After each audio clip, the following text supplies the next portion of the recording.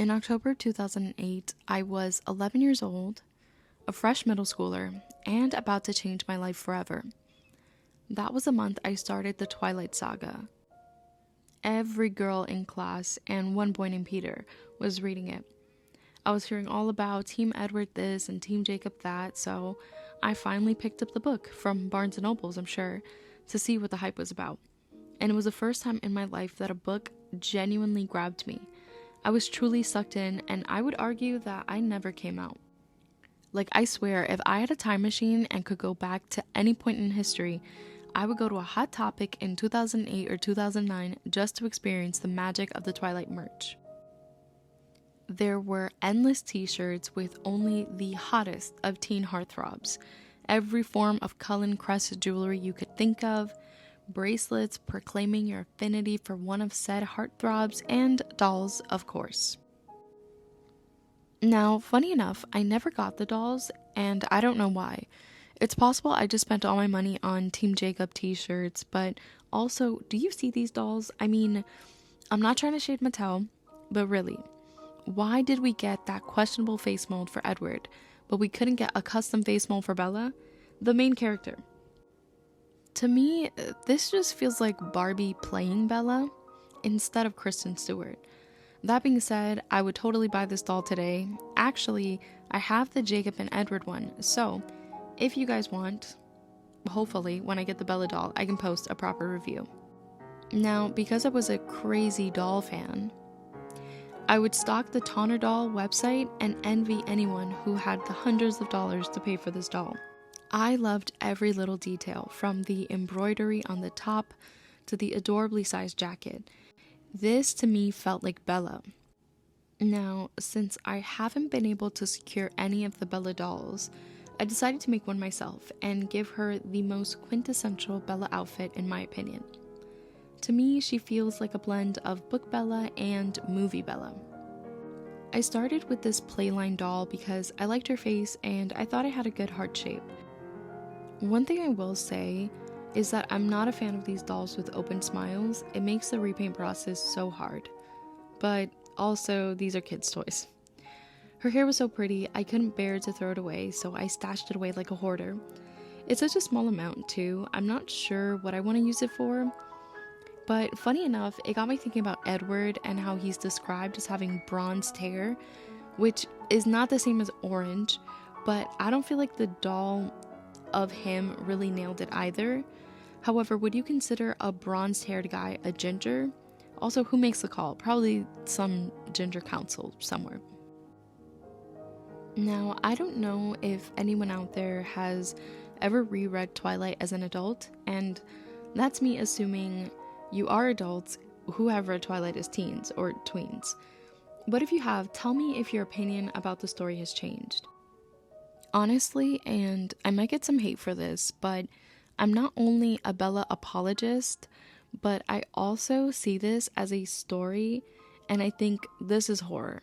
I mean, if you think about the story from Bella's POV, she's just a teenage girl with teen girl behaviors.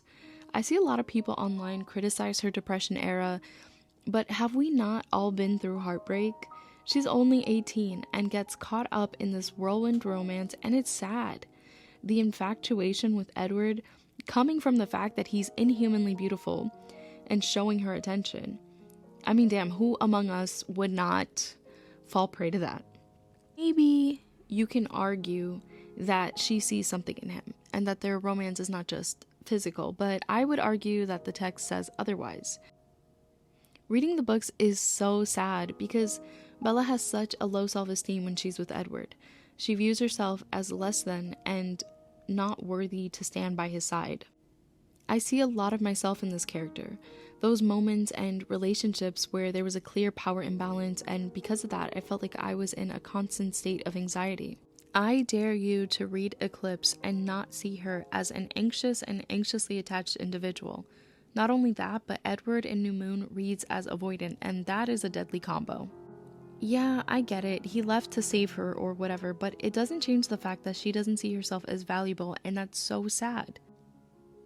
I know that this story was always intended to be a love story between Edward and Bella, and that Bella would almost always become a vampire in any iteration of the drafts.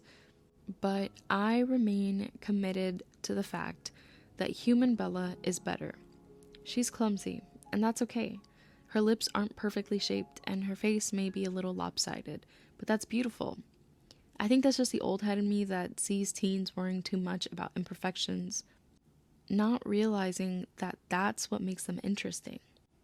I think that's why, as a child, I felt so disconnected from the vampires and more drawn to the wolves and the human characters. Because deep down, I love imperfections, and I love how richly human they are. I remember as a 12-year-old girl, now fully cemented in the Twilight fandom, wondering what it would be like to be your most perfect self. Never having to worry about weight or hair or blemishes. That draw was deep and tempting, and I can definitely see why a human Bella would desire this so badly. But man, do I wish there was someone there who could tell Bella that living a human life is worth it. I mean, I wish there was a version of this story where Bella leaves Forks and goes to a community college because she doesn't want to be irresponsible and take out a bunch of loans. And she sits in the sun and basks in its warmth. And she grows up, and maybe Edward is part of that story, or maybe it's Jacob.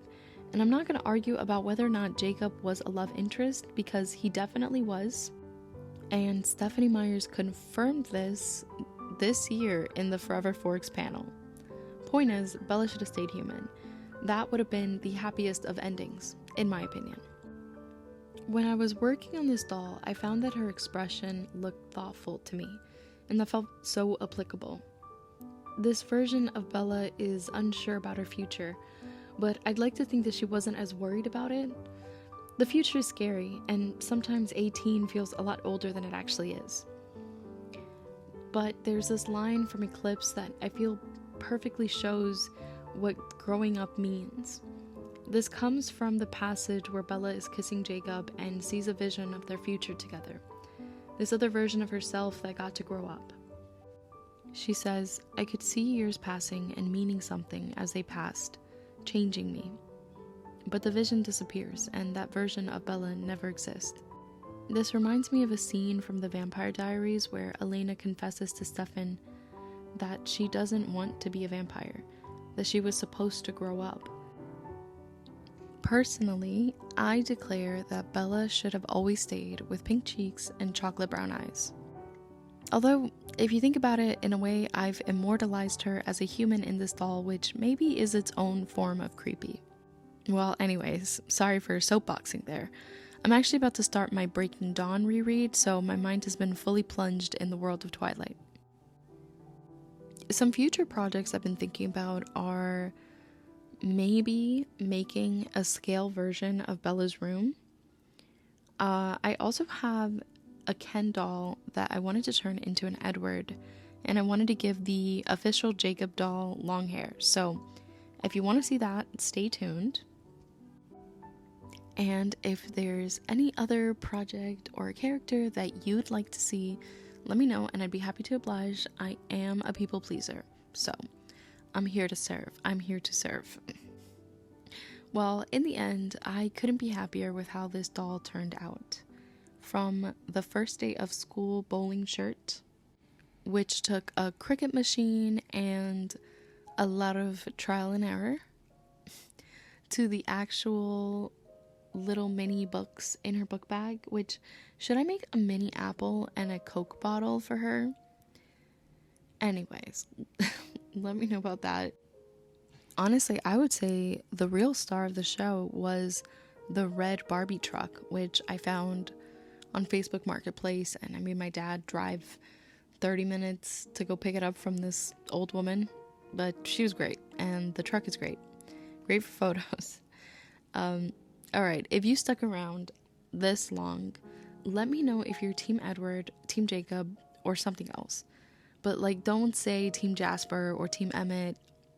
I will accept Team Mike I'll accept that. I'll accept Team Bella.